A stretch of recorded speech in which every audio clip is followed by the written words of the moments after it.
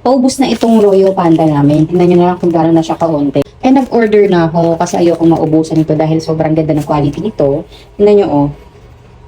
Halos same lang siya ng mga designs ng mga ibang nabibili nyo na pull-out tissue. Pero ito talaga yung pinaka nagustuhan ko. Marami na ako na-try. May orange, may white. Pero ito yung nagustuhan ko kasi matibay talaga to.